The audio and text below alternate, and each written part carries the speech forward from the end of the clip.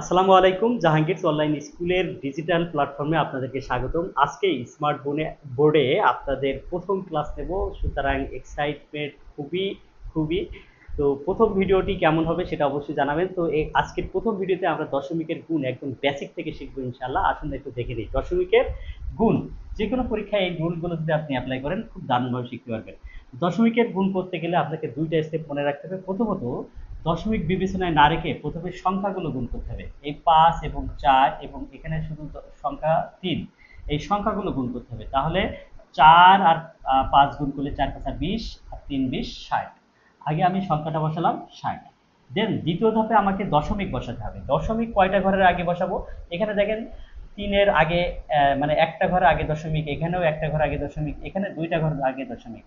তাহলে এখানে একটা ঘর, এখানে একটা, দুইটা, আর এখানে দুইটা, চারটা, মোট চারটা ঘরের আগে দশমিক হবে। তাহলে বাকিগুলো শূন্য দিয়ে বসাতে হবে। তাহলে এখানে একটা, এখানে দুইটা, চারটা বসাতে গেলে বাকি দুইটা শূন্য দিতে হবে।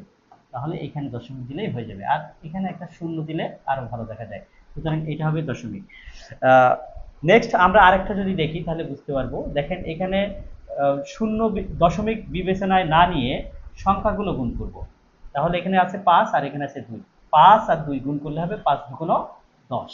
৫ দুগুণ ১০। এখন আমাকে দ্বিতীয় স্টেপে দশমিক বসাতে হবে। তাহলে এখানে কয়টার আগে দশমিক?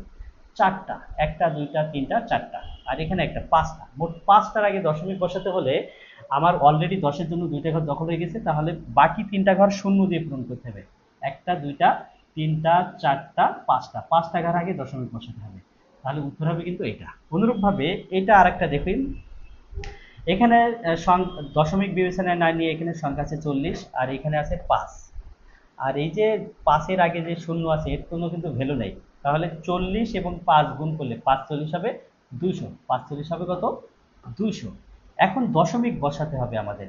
দেখেন এই ৫-এর আগে তিনটা সংখ্যার আগে দশমিক, আর এখানে দুইটা সংখ্যার আগে দশমিক। তাহলে ৩ আর ২ ৫, পাঁচটা সংখ্যার আগে দশমিক বসাতে হবে। তাহলে বাকিগুলো শূন্য দিতে হবে। এখানে অলরেডি তিনটা বসে গেছে।